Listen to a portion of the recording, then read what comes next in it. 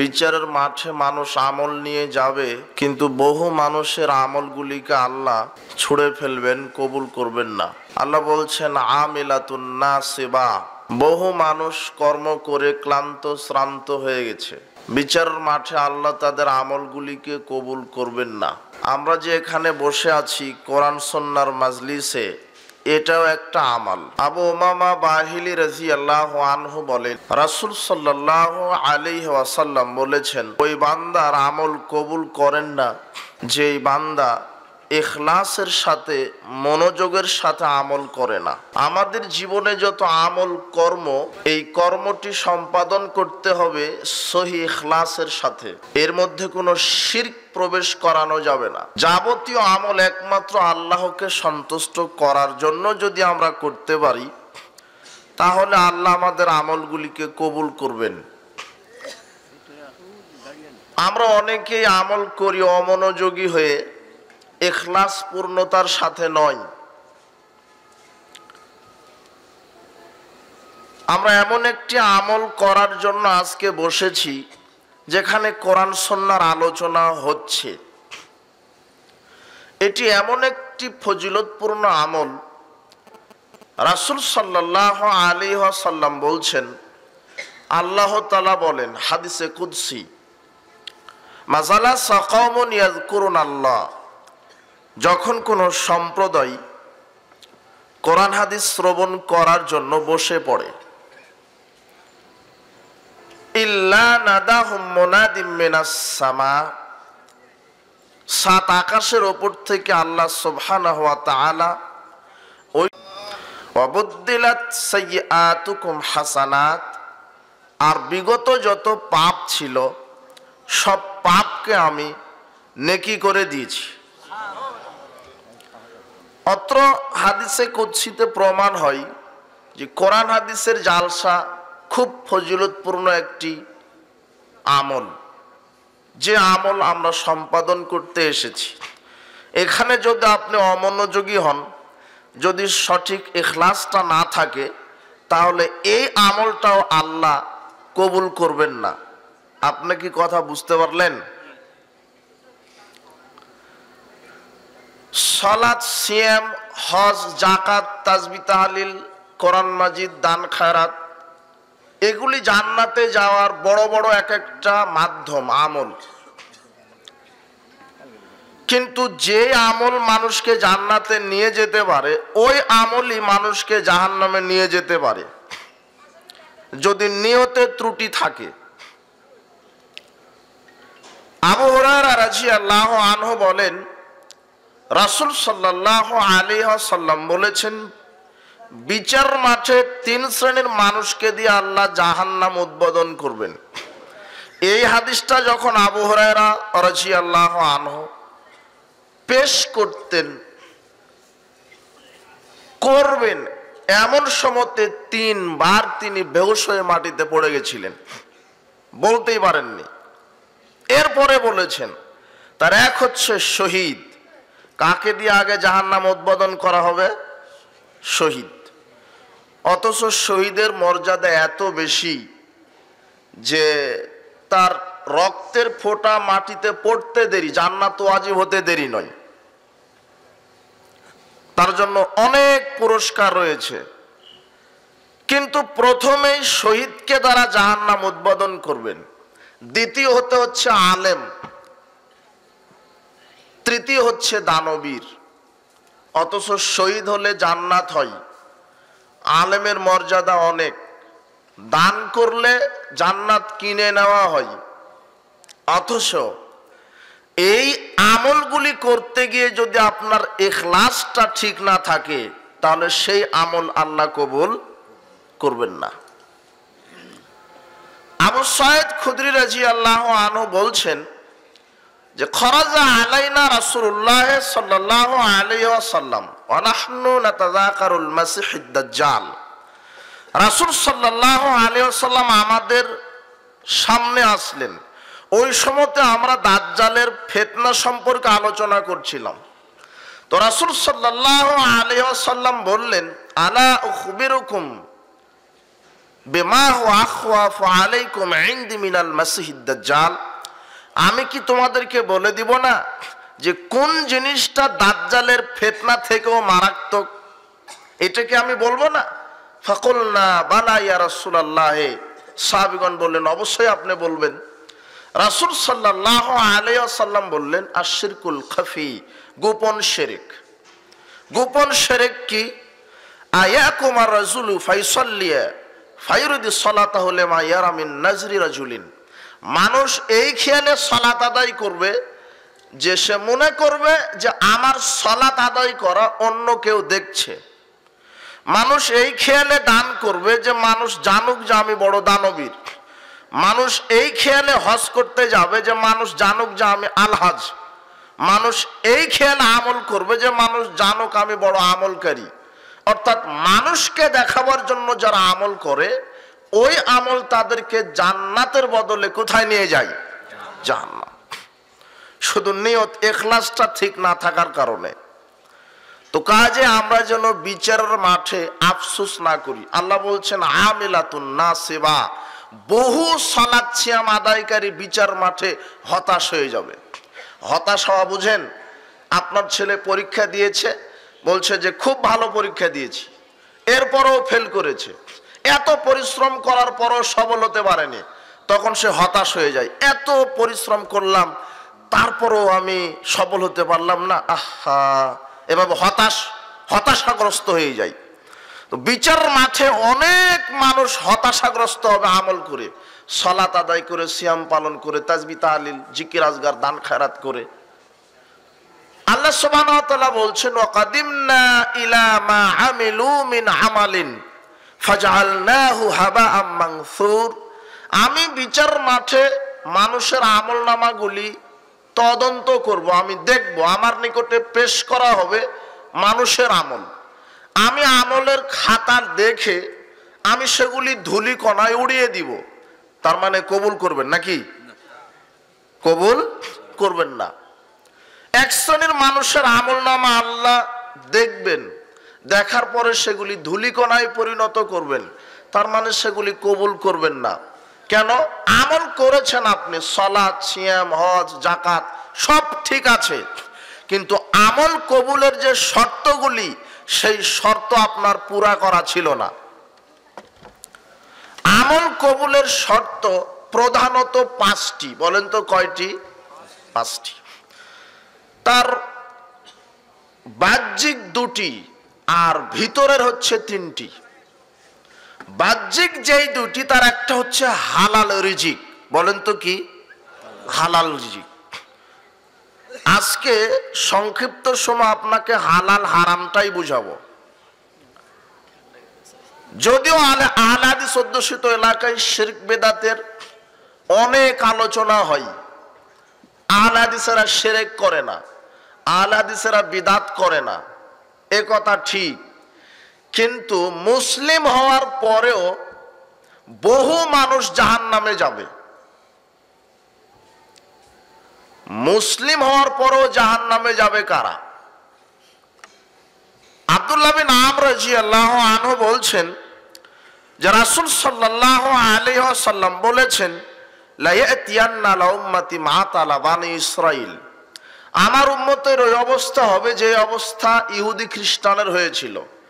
হাজওয়ান নাল বিন নাল, যেমন 2 পায়ের জুতা পরস্পর সমান। হাত্তা ইন কানা মিনহুম মান আতা উম্মাহু আলানিয়া লাকানা ফি উম্মতি মা ইয়াসনাউ যালিক, যদি ইহুদি খ্রিস্টান তার মায়ের সাথে জেনা করে থাকে, তাহলে আমি মুহাম্মদ সাল্লাল্লাহু আলাইহি সাল্লামের মুসলিম উম্মতেরাও মায়ের সাথে জেনা করবে।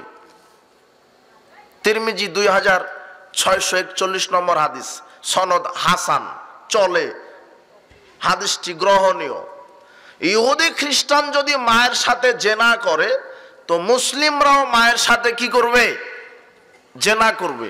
যেহেতু 2 পায়ের জুতা সমান, ইহুদি খ্রিস্টান যেমন হবে, অধিকাংশ মুসলিম তেমন হবে। এটা কি আপনারা বিশ্বাস করেন?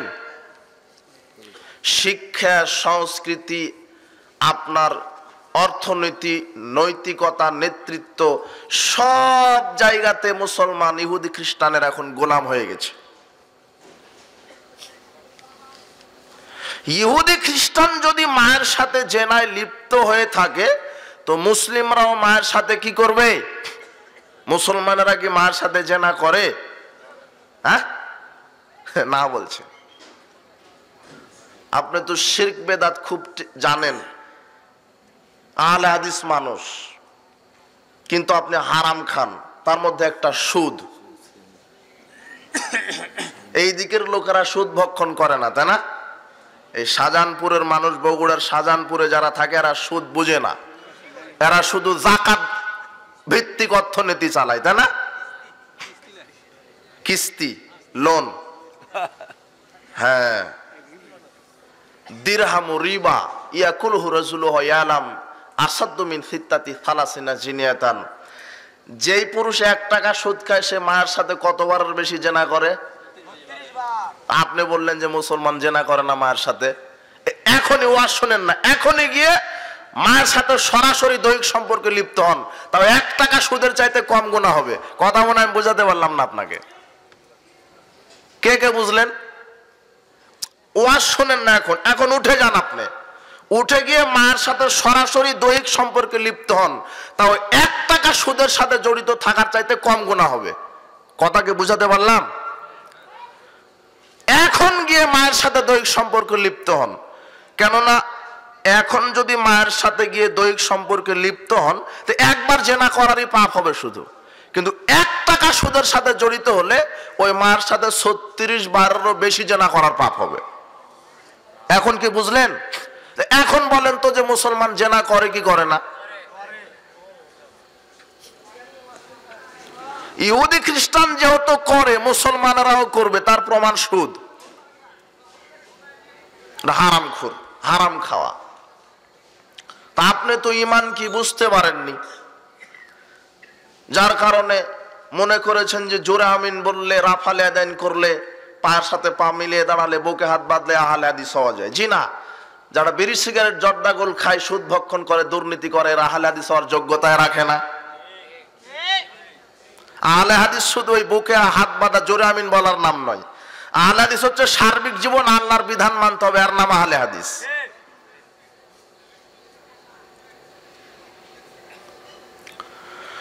আল্লাহ সুবহানাহু ওয়া তাআলা বলেন, ইয়া আইয়ুহান নাস কুলু মিম্মা ফিল আরদি হালালান তাইয়্যিবা, পৃথিবীর মানুষ তোমরা হালাল এবং পবিত্র রিজিক ভক্ষণ করো। আল্লাহ সুবহানাহু ওয়া তাআলা অত্র আয়াতে হালাল এবং পবিত্র শব্দটা বলেছেন। শুধু হালাল হলে হবে না, অর্থটা, সম্পদটা পবিত্র হওয়া লাগবে। টাকা হালাল এই কথা ঠিক, ওই টাকা যদি দুর্নীতির টাকা হয়, সুদের টাকা হয়, ঘুষের টাকা হয়, ওই টাকা অপবিত্র। গরুটা হালাল এই কথা ঠিক, গরুটা যদি প্রতারণা করে বিক্রি করেন, 3 দিন বাছুরকে আটকে রেখে পালানটা বড় করে বাজার নিয়ে গিয়ে বলছেন যে আমার গাভীটা 10 কেজি দুধ দেয়, আপনি বলছেন 10 কেজি দুধ দেয়, আপনি কিনেন তো, আমার গাভীটা ভালো। এই যে প্রতারণা করে বিক্রি করলেন, ক্রেতা কেনার পরে বাড়িতে গিয়ে দেখলো যার 2 কেজিও হয় না, ওই গরুটা ছিল হালাল, কিন্তু প্রতারণার মাধ্যমে বিক্রি করার কারণে গরুটা, ওই টাকাটা আপনার জন্য হারাম হয়ে গেছে।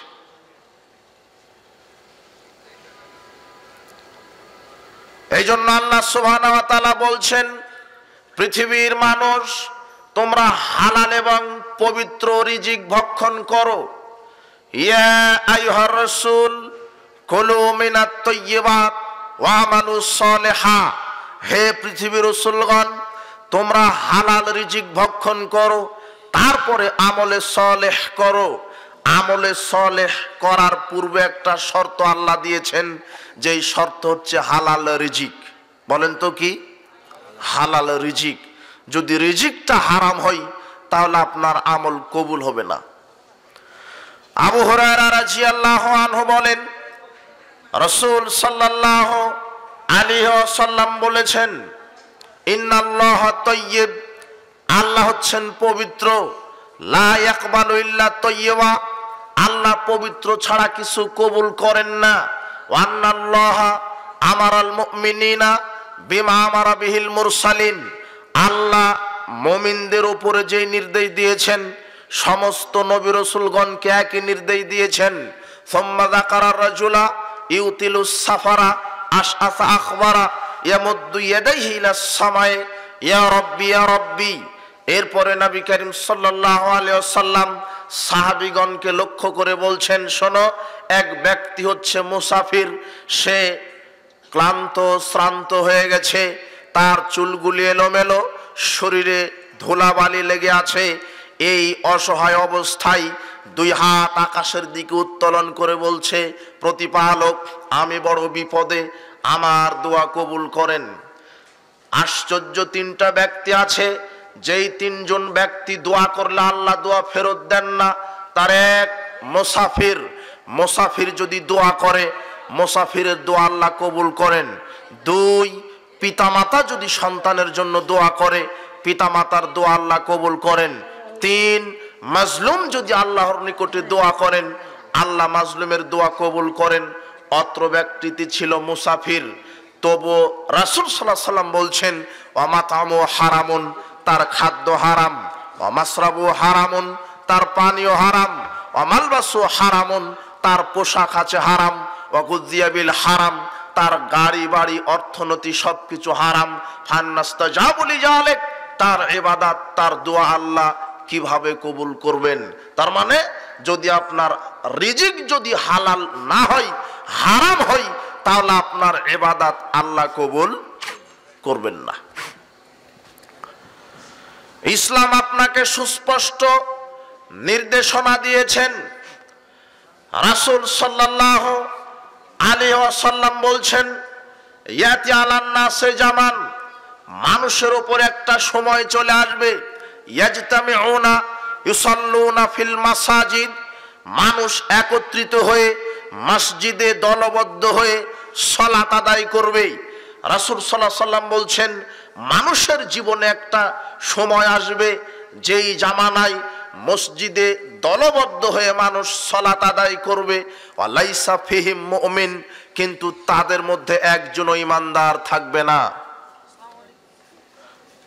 হাদিসটিকে আপনি বুঝতে পারলেন যে মানুষের জামানায় একটা সময় আসবে মসজিদে দলবদ্ধ হয়ে মানুষ সালাত আদায় করবে, অনেক মুসল্লি, কিন্তু তাদের মধ্যে কি থাকবে না? কি থাকবে না? ঈমান থাকবে না। অথচ সবাই কি মুসল্লি, মুসলিম না, সবাই কি সালাত আদায় করছে। মানুষের জীবনে এমন একটা সময় আসবে যেই সময়ে মসজিদ ভরে মুসল্লি সালাত আদায় করবে, কিন্তু তাদের অন্তরে কলবে কি থাকবে না? ঈমান থাকবে না। কথা কেমন হয়ে গেল? আবু হুরায়রা রাদিয়াল্লাহু আনহু বলেন, রাসূল সাল্লাল্লাহু আলাইহি ওয়াসাল্লাম বলেছেন, লা ইয়াজনি যানি হিনা ইয়াজনি ওয়া হুয়া মুমিন, কোন জেনাকার নারী পুরুষ জেনা করতে পারে না ঈমান থাকা অবস্থায়। তাই তো যুবক সালাত আদায় করে, আবার পর নারীর সাথে পরকীয়ায় জেনা ব্যভিচারেও লিপ্ত হয়ে থাকে।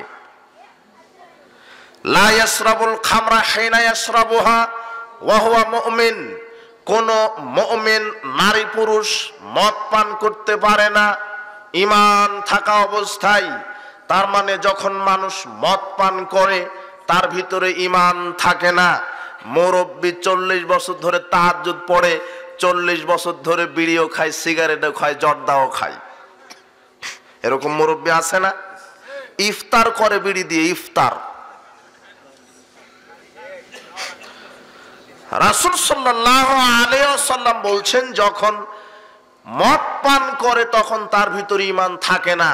ও যে দেখেন মুরব্বী সালাতও আদায় করে আবার বিড়িও খায়, ওই সালাত কবুল হয়নি, ওর ভিতরে ঈমান নেই।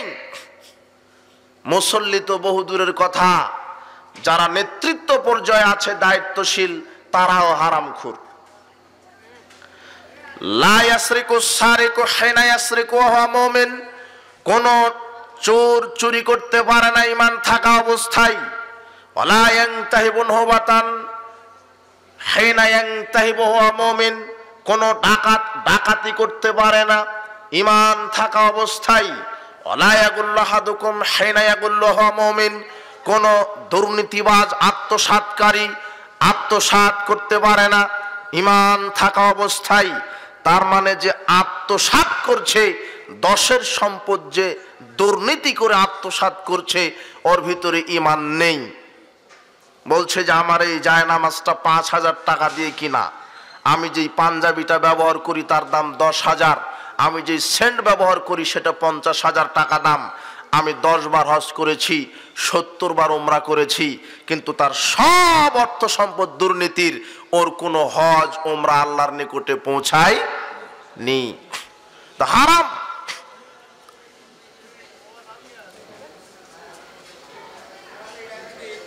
আবু হুরায়রা রাদিয়াল্লাহু আনহু বলেন, রাসূল সাল্লাল্লাহু আলাইহি ওয়াসাল্লাম বলেছেন, ইয়াতি আলান নাস জামান লা ইওয়ালিল মারউ মা আখাযা মিনহু মিনাল হালাল মিনাল হারাম।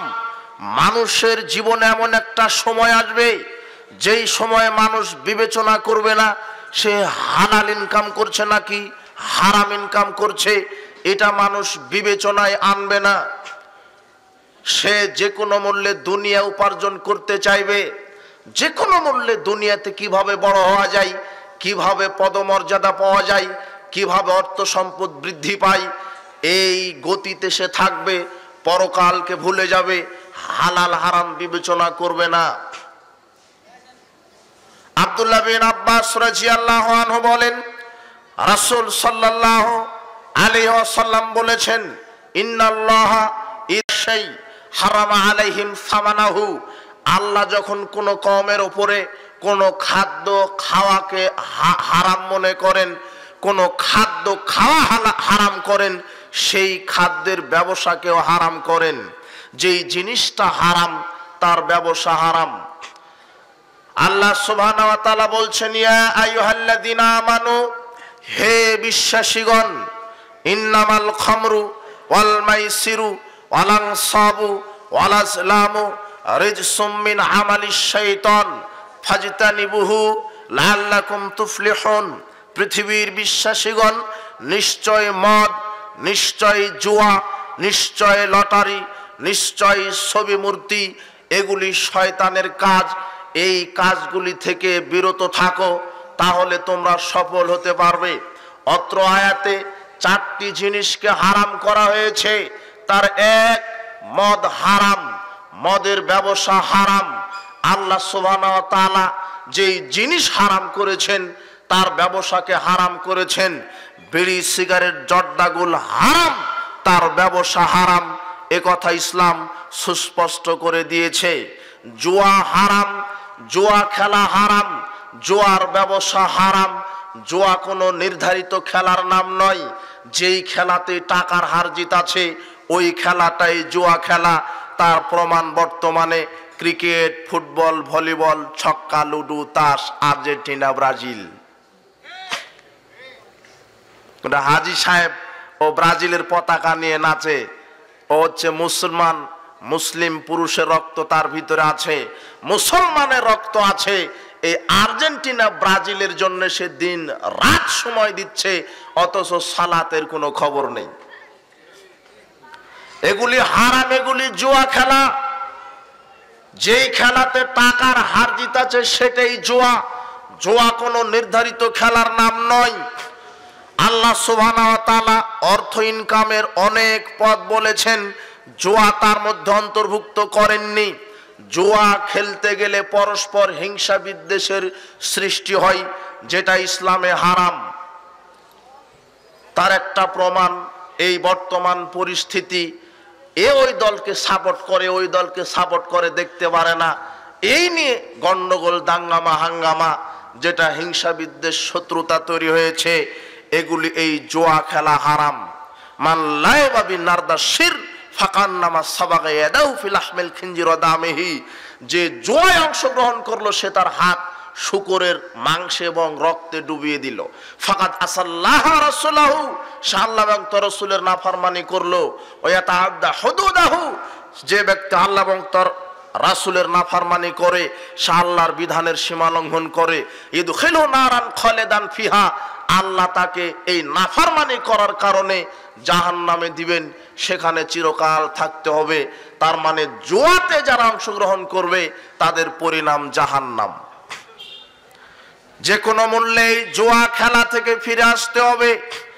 আল্লাহ সুবহানাহু ওয়া তাআলা বলছেন ছবি মূর্তি হারাম, ছবি মূর্তির ব্যবসা হারাম।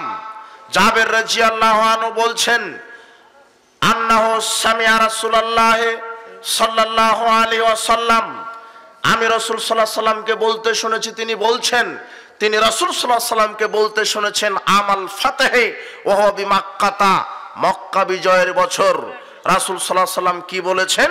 ইন্নাল্লাহ তাআলা হারামা বায়াল খামরে ওয়াল মাইতাতে ওয়াল খিনজিরা ওয়াল আসনাম, নিশ্চয় আল্লাহ হারাম করেছেন মদের ক্রয় বিক্রয় হারাম, মদ বেচা কিনা হারাম, মৃত প্রাণীর ক্রয় বিক্রয় হারাম, ছবি মূর্তির ব্যবসা হারাম। নোমান বিন বাশির রাদিয়াল্লাহু আনহু বলেন রাসূল সাল্লাল্লাহু আলাইহি ওয়াসাল্লাম বলেছেন আল হালালু বাইয়িনুন ওয়াল হারামু বাইয়িনুন, হালালও স্পষ্ট হারামও স্পষ্ট, ওয়ামা বাইনাহুমা মুশতাবিহাতুন, উভয়ের মধ্যেই অস্পষ্ট সন্দেহের কিছু বিষয় রয়েছে। লা ইয়ালামুহুন্না কাসরুম মিনান নাস, অধিকাংশ মানুষের সেটা জানা নেই। ফামানিত্তাকা শুবহাতে ইস্তাবরা লিদীনিহি ওয়ারজিহি, যে ব্যক্তি অস্পষ্টতা থেকে সন্দেহের কোনো কাজকে পরিত্যাগ করলো, সন্দেহের কাজ থেকে বেঁচে থাকলো, সে তার দিন এবং ইজ্জত আবরুকে সুন্দরভাবে বাঁচিয়ে রাখলো। ওয়ামান ওয়াকাফিস শুবহাতে ওয়াকাফিল হারাম, যে ব্যক্তি সুস্পষ্ট জিনিসকে বাদ দিয়ে অস্পষ্ট সন্দেহের কোনো কাজে লিপ্ত হলো, সে হারামে লিপ্ত হলো। আপনাকে বলছি হারাম উপায় আপনাকে পা দিতে হবে না। আবু বকর রাদিয়াল্লাহু আনহু বলেন রাসূল সাল্লাল্লাহু আলাইহি ওয়াসাল্লাম বলেছেন লা ইয়াদখুলুল জান্নাতা জাসাদুন গুযিয়া বিল হারাম, ওই দেহ কখনোই জান্নাতে যাবে না যেই দেহ হারাম উপায়ে হারাম খাদ্য দ্বারা বড় হয়েছে, হারাম খাদ্য দ্বারা গঠিত হয়েছে, ওই দেহ জান্নাতে যাবে না। মানুষ আজকে বিবেচনায় আনে না, মানুষ যে কোনো মূল্যে হারামের সাথে লিপ্ত হতে চায়, যে কোনো মূল্যে দুনিয়াকে পেয়ে বসতে চায়। মানুষের হালাল হারামের কোনো বিবেচনা নেই, অথচ পরিণাম জাহান্নাম হবে যদি হারাম উপার্জন করা থাকে। তার প্রমাণ বর্তমানে সুদী অর্থনীতি, ঘুষ, দুর্নীতি এত বেড়েছে, দুর্নীতি এত বেড়েছে যে দশের সম্পদ মানুষ আত্মসাৎ করছে, বিবেচনা করছে না যে আমার এই আত্মসাতের পরিণাম জাহান্নাম। আবু হুরায়রা রাদিয়াল্লাহু আনহু বলেন আহাদা রাজুলিন লি রাসূলিল্লাহ সাল্লাল্লাহু আলাইহি ওয়াসাল্লাম গোলামান ইউকালু লাহু মিদআম, রাসূল সাল্লাল্লাহু আলাইহি ওয়াসাল্লামকে এক গোলামকে হাদিয়া দেওয়া হলো যার নাম হচ্ছে মিদআম। ইয়াহুত্তু রাহলান লি রাসূলিল্লাহ সাল্লাল্লাহু আলাইহি ওয়াসাল্লাম, এই মিদআম নামক খাদেমটি রসুলের হাওদা ঠিক করছিলেন। ইদ আসাবাহু সামুন আয়রুন, হঠাৎ করে একটা তীর এসে মেদামের শরীরে লেগে যায়। ফাকাতালাহু ফাকালান নাসু হানিয়াল্লাহুল জান্নাহ, লোকটি মারা গেল আর লোকেরা বলতে লাগলো যে মেদাম জান্নাতে চলে গেছে। রাসূল সাল্লাল্লাহু আলাইহি ওয়াসাল্লাম বলছেন কাল্লা, কখনো নয়, ওয়াল্লাযী নাফসি বিয়াদিহি, ওই সত্তার কসম যেই সত্তার হাতে আমার আত্মা রয়েছে। ইন্না খাযা ইয়াওমা খায়বারা মিনাল মাগানিম লাম তুসবিহাল মাকাসিম, আমি দেখেছি এই মেদাম খয়বারের যুদ্ধের গনিমতের মাল থেকে একটি চাদর আত্মসাৎ করেছে। লা তাশতাইলু আলাইহি নারান, এই একটি চাদর তাকে জাহান্নামের আগুন উত্তপ্ত করছে, এর জাহান্নাম ফয়সালা হয়েছে। ফালাম্মা সামিয়া যালিকান নাস, এই হাদিসটা যখন শুনলেন, যা রাজুলুন শিরাকুন মিন্নার আও শিরাকাইন, এক ব্যক্তি একটি অথবা দুটি সুতা এনে রাসূল সাল্লাল্লাহু আলাইহি ওয়াসাল্লামকে বলছেন আল্লাহর নবী, একটা সুতাও যদি আত্মসাৎ করা হয় এর পরিণাম কি জাহান্নাম হবে? রাসূল সাল্লাল্লাহু আলাইহি ওয়াসাল্লাম বলছেন শিরাকুম মিন্নার আও শিরাকানে মিন্নার, যদি কেউ একটি সুতা আত্মসাৎ করে আল্লাহর নিকটে উপস্থিত হয়, একটা সুতা আত্মসাৎ করার কারণে আল্লাহ তাকে জাহান্নামে দিবেন। একটা সুতা আত্মসাৎ করার কারণে যদি মানুষকে জাহান্নামে যাওয়া লাগে, এই দেশের যারা নেতা নেত্রী দায়িত্বশীল বিচার মাঠে তাদের কি অবস্থা হবে? তাদেরকে সাবধানতা অবলম্বন করতে হবে। আপনাদেরকে যে কোনো মূল্যে দুর্নীতি আত্মসাৎ করা থেকে বেঁচে থাকতে হবে। 10-এর পয়সা এত খারাপ, পরিণাম জাহান্নাম। আপনাকে বলছিলাম মানুষ সালাত আদায় করবে কিন্তু তার ভিতরে ঈমান থাকবে না। তার প্রমাণ হচ্ছে আজকে সুদ, ঘুষ, দুর্নীতি, জেনা, ব্যভিচার, যারা এই সমস্ত কাজে লিপ্ত হয় তাদের ভিতরে ঈমান থাকে না, ঈমান উঠে যায়। যারা এই সমস্ত কাজে লিপ্ত হয় তাদের ভিতরে ঈমান থাকে না, ঈমান উঠে যায়। তার প্রমাণ আজকে প্রায় মানুষ হারামখোর। আপনি বলছেন ভ্যান চালক, ভ্যান চালিয়ে খাই, তার হালাল রিজিক আছে। জি না, আপনি তদন্ত করেন। ওই যে ভ্যান চালকটি, ও ভ্যানটাও কিনেছে ওই ব্যাংক থেকে লোন নিয়ে, যার কারণে তার ইনকাম হারাম, কেননা তার ভিত্তি হারাম। ওই যে ব্যবসায়িক মোটর সাইকেলের শোরুম, প্রাইভেট কারের শোরুম, জুতা স্যান্ডেলের শোরুম দিয়ে কোটি কোটি টাকা ব্যবসা করছে। আপনি মনে করেছেন ব্যবসা হালাল। ব্যবসা হালাল এই কথা ঠিক, তবে ওই যে ব্যবসার মূল ভিত্তি, ও যে শোরুম দিয়েছে, কোটি টাকা ব্যাংক থেকে লোন নিয়ে ব্যবসা শুরু করেছে, তার মানে ওর ব্যবসা হারাম। যেই ভিত্তি হারাম, সুদ হারাম, ব্যবসার মূলনীতি রয়েছে। যারা ব্যবসায়িক তাদের মূলনীতি কি? যেই জিনিস হারাম তার ব্যবসা হারাম, ওই ব্যবসা চলবে না। তার মানে হালাল মালের ব্যবসা করতে হবে, এটা 1 নাম্বার মূলনীতি। 2, কোন সুদী ব্যাংক বিমা থেকে সহযোগিতা নিয়ে ব্যবসা করা যাবে না। 3, কোন প্রতারণা দুর্নীতির মাধ্যমে ব্যবসা করা যাবে না। প্রতারণা বুঝেন? প্রতারণা, বাজারে যাচ্ছে এক দাম, আপনি তার ডবল দামে বিক্রি করছেন। চলতি বাজার মূল্যে আপনি লাভ করেন 100 টাকা থেকে 500 টাকা, সমস্যা নেই। তবে চলতি বাজার থেকে প্রতারণা করে মিথ্যা কসমে আপনি লাভ নিচ্ছেন, এটা হারাম। বলছে হাজী সাহেব যে এই কাপড়টা 5000 টাকা দিয়ে কিনা আছে, আপনি আমার কাছের মানুষ, কিনা দামেই দেন, অথচ কর্মচারী নগদ সাক্ষী কাপড়টা কিনা আছে 2000 টাকা দিয়ে। আমার কথা কি বুঝতে পারছেন? ব্যবসা, প্রায় ব্যবসায়িক মিথ্যা কসমে এখন ব্যবসা করে, প্রতারণার সাথে ব্যবসা করে। ও বলছে যে 10 বছর আগে যদি হজ করে আসতে পারতাম ব্যবসাটা আমার জমজমাট হতো, কেননা অধিকাংশ মানুষের টুপি দাড়ি এখন সাইনবোর্ড, টুপি দাড়ি সাইনবোর্ড হয়ে গেছে। বলছে যে আল্লাহর কসম করে বলছি, আপনি আমার বন্ধু মানুষ, পরিচিত মানুষ, 5000 টাকা দিয়ে কিনা আছে, কেনা দামেই দেন, অথচ কিনা আছে 2000 টাকা দিয়ে। মিথ্যা কথায় ব্যবসা করছে হাজী সাহেব। আবু জার গিফারি রাদিয়াল্লাহু আনহু বলেন, রাসূল সাল্লাল্লাহু আলাইহি ওয়াসাল্লাম বলেছেন, সালাসাতুন লা ইউকাল্লিমুহুমুল্লাহু ইয়াওমাল কিয়ামা ওয়া লা ইউনজারু ইলাইহিম ওয়া লা ইউযাক্কিহিম ওয়া লাহুম আযাবুন আলীম। 3 শ্রেণীর মানুষ আছে যাদের দিকে আল্লাহ বিচারের দিন যাদের সাথে কথা বলবেন না, রহমতের দৃষ্টিতে তাকাবেন না, যাদের পাপ থেকে যাদেরকে পবিত্র করবেন না, যাদের জন্য কঠিন পীড়াদায়ক শাস্তি রয়েছে। তার এক আল মুসবিল, যারা প্যান্ট, পাজামা, লুঙ্গি, ইজার এগুলি যেই পুরুষ টাকনোর নিচে রাখে তাকে বিনা হিসেবে জাহান্নামে যেতে হবে। 2 ওয়াল মান্নান, যারা দান করার পরে খোঁটা দেয় তারা জাহান্নামে যাবে, তাদের সাথে আল্লাহ কথা বলবেন না, তাদের পাপ আল্লাহ পবিত্র করবেন না, তাদের জন্য কঠিন পীড়াদায়ক শাস্তি। 3 বিল হালাফিল কাযিব, মিথ্যা কসমে যারা ব্যবসা করে, এই মিথ্যুক ব্যবসায়িক যারা মিথ্যা কথায় মিথ্যা কসমে পণ্য বিক্রি করে, এদের সাথে আল্লাহ বিচার মাঠে কথা বলবেন না, এরা এত খারাপ, এদের পাপ আল্লাহ পবিত্র করবেন না, এদের জন্য পরিণাম জাহান্নাম। বলছিলাম যারা ব্যবসায়িক, ব্যবসার মূলনীতি আপনি গোদামজাত করতে পারবেন না, মওজুদদারিতা হারাম।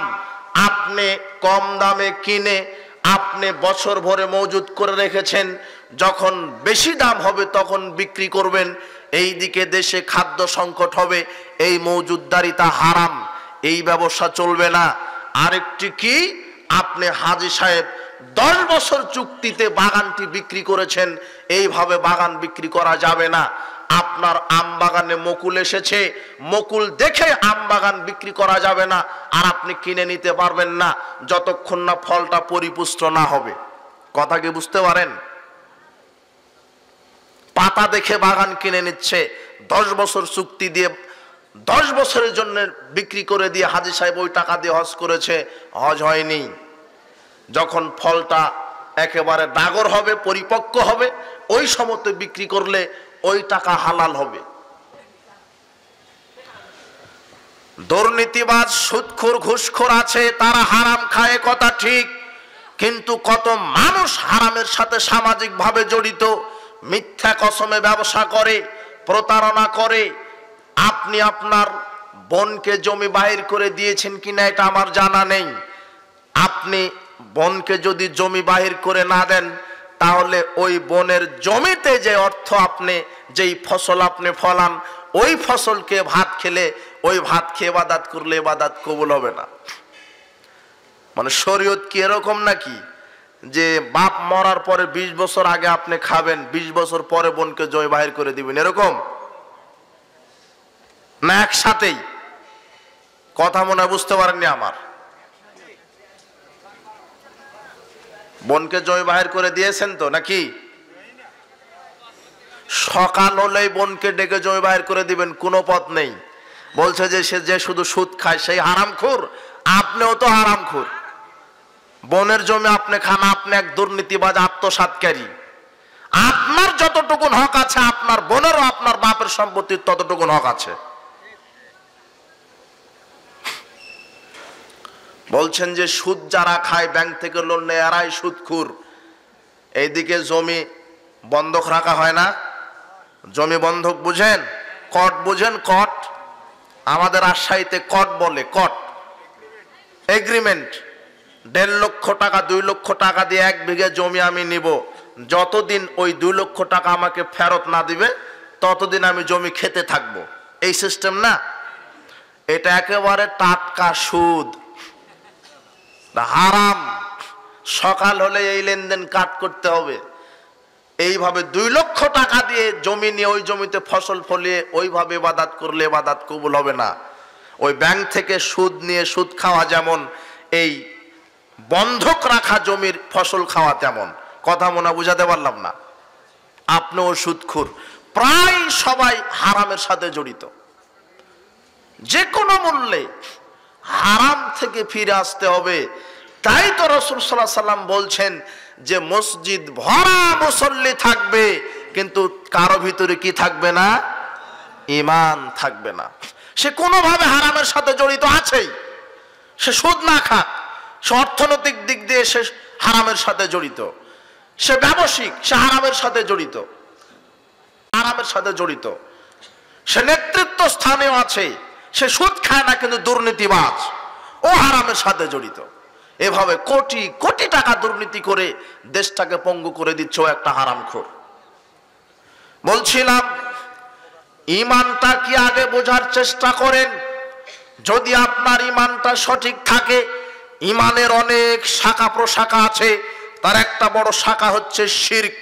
ঈমান যদি আপনার ভিতরে থাকে, শিরক থাকতে পারে না। আর শিরক যদি থাকে তাহলে ঈমান থাকতে পারে না। ঈমানের শাখা প্রশাখার মধ্যে রয়েছে, যদি শিরক করেন তাহলে ঈমান একেবারে নষ্ট হয়, কিন্তু শিরক ছাড়াও ঈমানকে নষ্ট করে দিতে পারে, সাময়িকভাবে ঈমানের কার্যকরী ক্ষমতাকে নষ্ট করে দিতে পারে। শিরক একবারে ঈমানকে নষ্ট করে দেয়। আর অন্যান্য কিছু পাপ আছে ঈমানের ক্ষমতাকে নষ্ট করে দেয়। ঈমান থাকে কিন্তু ওই ঈমানের পাওয়ারকে নষ্ট করে দেয়। ভালো করে বুঝেন, যদি আপনি শিরক করেন তো ঈমানটাকে একেবারে নষ্ট করে দেয়, ঈমান আর থাকে না। কিন্তু শিরক ব্যতীত ইসলামে এমন কিছু পাপ আছে যেই পাপ করলে ঈমান থাকে কিন্তু ঈমানের পাওয়ার থাকে না। কথা কি আমার বুঝেন? আমার কয়েক মিনিট কথা বলে শেষ করে দেব, শুধু ঈমানের পরিচয়টা আপনাকে শেখাই। ইমান নষ্ট হওয়ার অনেক কারণ আছে, তার একটা কারণ শিরক। যদি আপনি শিরক করেন তাহলে ইমানই থাকে না, নষ্ট হয়। কিন্তু অনেক ইসলামে কিছু পাপ আছে যেই পাপ করলে ইমান থাকে কিন্তু ইমানের পাওয়ারকে নষ্ট করে দেয়। বিদ্যুৎ আছে কিন্তু বিদ্যুতের যদি ভোল্টেজ না থাকে, ঠিক মতো আলো দেয়, ঠিক মতো পাখা ঘুরে। বিদ্যুৎ আছে কিন্তু ভোল্টেজ নাই, ওই বিদ্যুৎ থাকা না থাকা সমান। বিদ্যুৎ আছে, ভোল্টেজ আছে, ঠিক মতো আলো দেয়, ঠিক মতো ফাঁকা চলে, তাহলে এই বিদ্যুতের মূল্য আছে। ঠিক মানুষের মধ্যে ঈমান আছে কিন্তু ঈমানের পাওয়ার নেই। যার ঈমানটা যত বেশি হবে তার আমলে সলেহ নেকি তত বেশি হবে। যার ঈমান যত বেশি পাপ তার তত কম হবে, আর যার ঈমান যত কম পাপ তার তত বেশি হবে, আমলে সলে তত কম হবে। যেই ঈমান আপনাকে ভালো কাজ করতে বাধ্য করতে পারে না আর খারাপ কাজ থেকে বাঁচিয়ে রাখতে পারে না, সেই ঈমানের কোনো মূল্য নাই। এক লোক বলছেন মাল ঈমান, আল্লাহর নবী ঈমান কাকে বলে?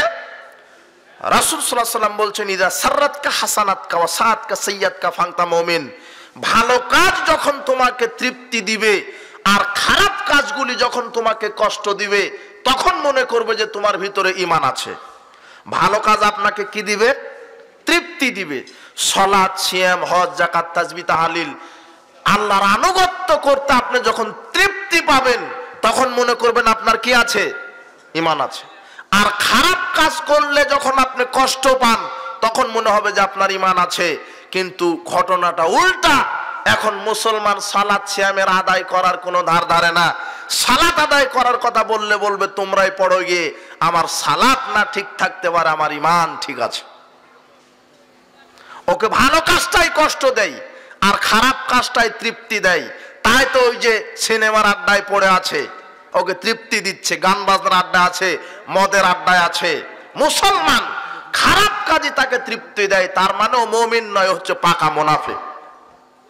ও পাকা কি? মুনাফিক। ঈমান, ঈমানটা আগে বোঝার চেষ্টা করেন। কিছু কিছু পাপ আছে যেই পাপগুলি মানুষের ঈমানকে পাওয়ারলেস করে দেয়। সেই পাপের একটি পাপ হচ্ছে অহংকার। বলেন তো কি? অহংকার।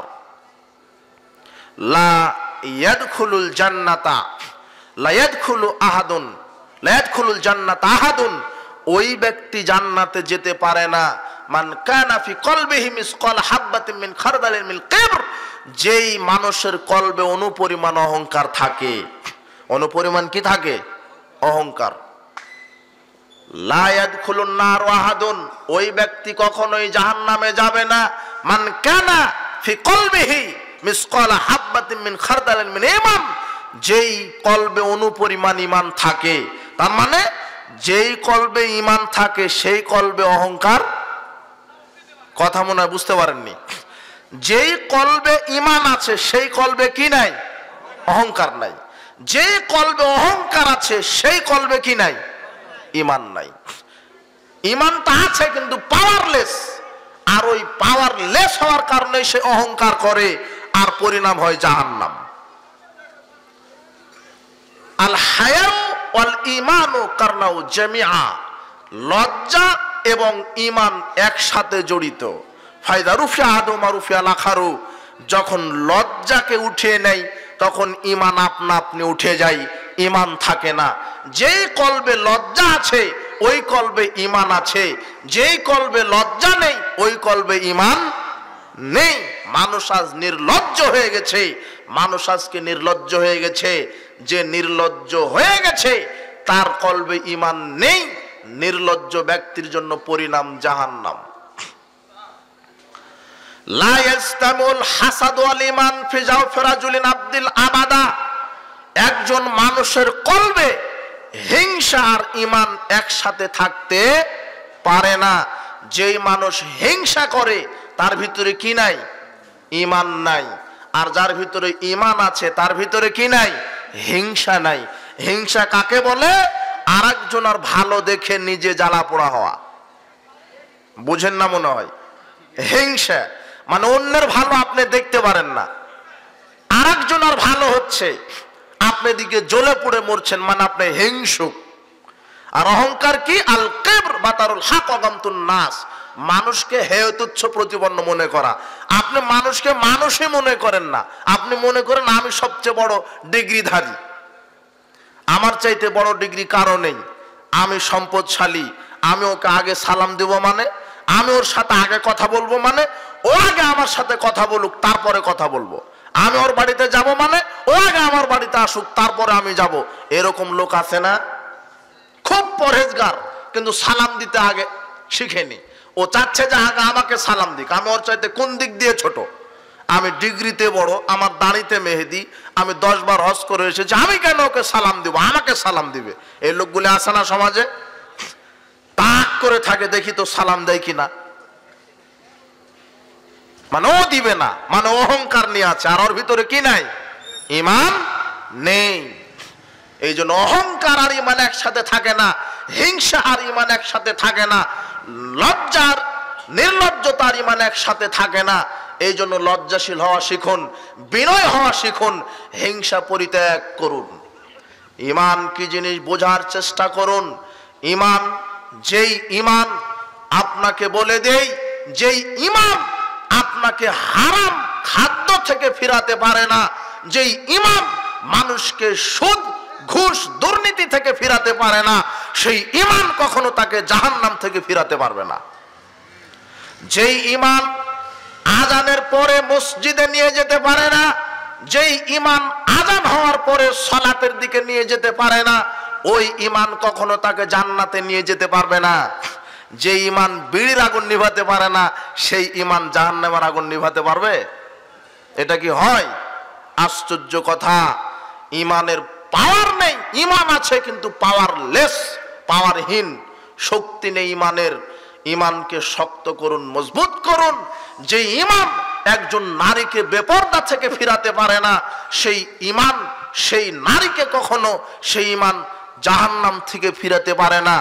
ঈমানদার নারী, ঈমানদার পুরুষ সার্বিক জীবনে আল্লাহর বিধানের গোলামি করবে। এই জন্য ঈমানকে বোঝার আগে চেষ্টা করুন, ঈমানকে ধারণ করুন, ঈমানকে মজবুত করুন, তাহলে আল্লাহ সুবহানাহু ওয়া তাআলা আমাদের সার্বিক কর্মগুলিকে কবুল করবেন। আল্লাহ আমাদের কর্মগুলিকে যখন কবুল করবেন, তখনই আমরা দুনিয়াতে সফল হব, পরকালে দুনিয়াতে কল্যাণ প্রাপ্ত হব, পরকালে জাহান্নাম থেকে মুক্তি পাওয়া যাবে। যতক্ষণ না ঈমানকে বিশুদ্ধ না করতে পারবো, ততক্ষণ না আমরা সফল হতে পারবো না। এই জন্য ঈমানকে বুঝেন। সালাত আদায় করার নাম ঈমানদার নয়। যদি আপনার হিংসা থাকে, শোনেন, মানুষ মুসলিম হওয়ার পরে জাহান্নামে যাবে, অনেক কারণ আছে। মুসলিম হওয়ার পরে জাহান্নামে যাবে তার একটা কারণ কি? হারাম রিজিক ভক্ষণ করা, পিতা মাতার অবাধ্য হওয়া, আত্মীয় স্বজনের সাথে সম্পর্ক নষ্ট করা, প্রতিবেশীকে কষ্ট দেওয়া, নিজের পিতাকে বাদ দিয়ে অন্যের পিতাকে পিতা দাবি করা, আপনার দাড়িতে চুলে কালো খেজাব ব্যবহার করা, আপনার দায়ুস, আপনার বেপরদা নারী, আপনার রিয়া, এগুলি করলে মুসলিম হলেও জাহান্নামে যাওয়া লাগবে। কথা কি আমার বুঝলেন? এখন আপনি বলছেন আমি আহলে হাদিস, মুসলিম হয়েও জাহান্নামে যাই, যেমন আহলে হাদিস হওয়ার পরও জাহান্নামে যাবে তেমন কিছু কারণে। এটা আমি আপনাকে বোঝাবো। কথা মনে বোঝাতে পারিনি? আমি আহলে হাদিস, বুকে হাত বাঁধি, জোরে আমিন বলি, কিন্তু নেতৃত্ব নিয়ে দ্বন্দ্ব আছে। কথা মনে বুঝলেন না? আহলে হাদিস কিন্তু পাক্কা গোড়া আমি অহংকারী। আহলে হাদিস কিন্তু আমি তাকলিদ করি, হবে না। আহলে হাদিস কিন্তু মাল মর্যাদার লোভ আমার আছে, আল্লাহ আপনাকে ছেড়ে দিবে, তা না? যে অনুপরিমাণ অহংকার করে তার পরিণাম কি? আহলে হাদিস হলে জান্নাতে দিবে, তা না? কথা মনে বুঝেননি? আহলে হাদিস আপনি, আমি আহলে হাদিস, কিন্তু আমি আপনাকে দেখতে পারি না, অহংকার। কথা মনে বুঝেননি? বিনয় হওয়া শিখুন, নিরহংকারী হওয়া শিখুন। আল্লাহ সুবহানাহু ওয়া তাআলা আহলে হাদিসকে আমি কটাক্ষ করিনি, পৃথিবীর মাটিতে একমাত্র আল্লাহর সেনাবাহিনী তারা হচ্ছে আহলে হাদিস।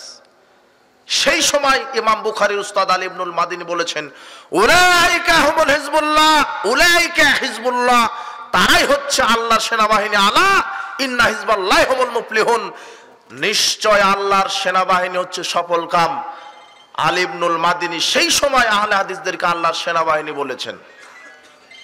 সেই সময় আহলে হাদিসগণ আল্লাহর সেনাবাহিনী বলেছেন আলী ইবনুল মাদিনী। পৃথিবীতে যারা যেখানে শিরক বিদআতের বিরুদ্ধে কথা বলে তারাই হচ্ছে আহলে হাদিস। আহলে হাদিসের একটা ইতিহাস আছে, শিরক বিদআত তাড়ানোর ইতিহাস আছে। আহলে হাদিসের ইতিহাস সংগ্রামী ইতিহাস, আহলে হাদিসের ইতিহাস জিহাদের ইতিহাস, আহলে হাদিসের ইতিহাস শিরক বিদআতকে কবর দেওয়ার ইতিহাস, আহলে হাদিসের ইতিহাস ইংরেজদেরকে তাড়ানোর ইতিহাস। এই জন্য আমরা বলি, এই পৃথিবীতে যারা যেখানে কোরআন এবং সহিহ সুন্নাহ মোতাবেক সার্বিক জীবন পরিচালনা করে, শুধু রাফালে আদায়ন করার নাম আহলে হাদিস নয়, জোরে আমিন বলার নাম আহলে হাদিস নয়, বুকে হাত বাঁধার নাম আহলে হাদিস নয়, পায়ের সাথে পা মিলিয়ে দাঁড়ানো আহলে হাদিস নয়, জোরে আমিন বলার নাম আহলে হাদিস নয়। সার্বিক জীবনে পরিবার, সমাজ, রাষ্ট্রে, অর্থনীতি, সমাজনীতি, রাজনীতি, শিক্ষাঙ্গন, সার্বিক অঙ্গনে যারা কোরআন এবং সহিহ সুন্নাহকে নিঃশর্তভাবে নিজের জীবনে বাস্তবায়ন করে তারাই কেবল আহলে হাদিস। এই কথা মনে রাখতে হবে।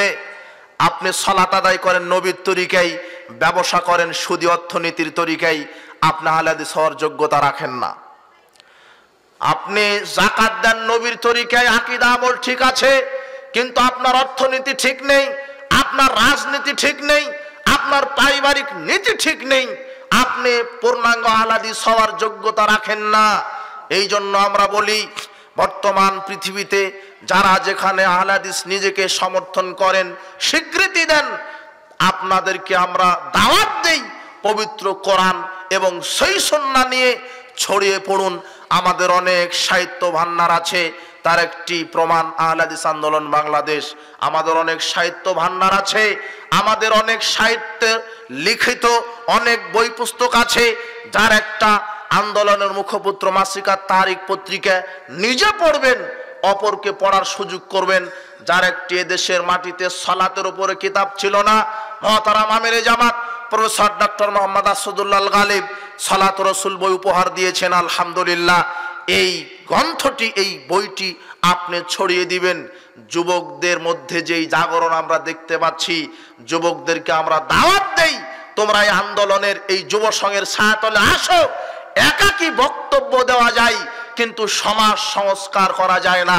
সমাজ সংস্কার করতে হলে জামাতবদ্ধভাবে, সংগঠনবদ্ধভাবে সমাজ সংস্কার করতে হবে। একাকী খুব দাওয়াত দেওয়া যে কথা ঠিক, কিন্তু সমাজ সংস্কারের জন্য জামাতবদ্ধ জীবনযাপন আল্লাহ রাসূল অপরিহার্যতা করে দিয়েছেন। এই জন্য যুবকদেরকে বলবো, এগিয়ে আসো। আহলে হাদিস আন্দোলন বাংলাদেশ, বাংলাদেশ আহলে হাদিস যুব সংঘের ছায়াতলে এসে তোমরা কাজ করো, আল্লাহর পক্ষ থেকে সাহায্য আসবে। আমাদের এই কথা ইতিহাস জানা দরকার। সারা পৃথিবীতে যারা যেখানে শিরক বিদআতের বিরুদ্ধে লড়ছে, এরা হচ্ছে আহলে হাদিস। আহলে হাদিসের একটা বৈশিষ্ট্য আছে, একটা ইতিহাস আছে। যারা শিরক বিদআতের বিরুদ্ধে কথা বলতে হবে, আমল আকীদা সংস্কার করতে হবে। আহলে হাদিসের বৈশিষ্ট্য হচ্ছে, ইতিহাস হচ্ছে মানুষের আকীদা আমল সংস্কার করা, সমাজ সংস্কার করা। আজকে সমাজ পরিবর্তন হয়ে যাচ্ছে, বেদাত দূর হয়ে যাচ্ছে, শিরক দূর হয়ে যাচ্ছে। দিন যত যাবে আল্লাহর তাওহীদ প্রতিষ্ঠিত হবে, নবীর সুন্নাহ প্রতিষ্ঠিত হবেই ইনশাআল্লাহ। বাংলাদেশের যুবকদের মধ্যে যে জাগরণ তৈরি হয়েছে, আগামী 10 বছরের মধ্যে আমাদের এই বাংলাদেশ ইনশাআল্লাহ আহলে হাদিসের বাংলাদেশ হবে ইনশাআল্লাহ। বর্তমানে যুবকদের মধ্যে যে জাগরণ আমরা দেখতে পাচ্ছি, বেদাতীরা লুকানোর জন্য শিয়ালের গর্ত খুঁজে পাবে না ইনশাআল্লাহ। আমাদের কাজ করতে হবে। আমরা ধন্য কেন? আমরা কোনো ব্যক্তির তাকলিদ করি না, কোনো মাযহাবের তাকলিদ করি না, কোনো নেতার গোলামি করি না। আমরা একমাত্র যেই নেতার আদর্শ ফলো করি তিনি হচ্ছেন মুহাম্মদ সাল্লাল্লাহু আলাইহি সাল্লাম। আমরা একমাত্র যেই ধর্ম আল্লাহ প্রদত্ত জীবন বিধান মানুষের সামনে পৌঁছে দিই, এটা আমাদের সার্থকতা। বর্তমানে এই মুখে আহলে হাদিস আন্দোলনের নাম নেওয়াটাই হচ্ছে বড় জিহাদ, এটাই বড় জিহাদ। যে আমি নিজেকে আহলে হাদিস মুসলিম দাবি করি, আমি কারো তাকলিদ করি না। আমরা আজকের ইসলামী সম্মেলনের পক্ষ থেকে যারা যেখান থেকে এসেছেন তাদেরকে আমরা কোরআন এবং সহিহ সুন্নাহর দাওয়াত দিই। আসুন আমরা সার্বিক জীবনে পবিত্র কোরআন ও সহিহ সুন্নাহর আলোকে আমরা জীবন গড়ার চেষ্টা করি। আল্লাহুম্মা আমিন। আল্লাহ কবুল করুন। আজকের এই মাহফিলকে যারা যেভাবে সহযোগিতা করেছেন প্রত্যেককে আল্লাহ ক্ষমা করে দিন, যা যায় খায়ের দান করুন। কেউ যদি দান করতে চান দান করতে পারেন, আর যারা যেভাবে সহযোগিতা করেছেন আল্লাহ তাদেরকে ক্ষমা করুন।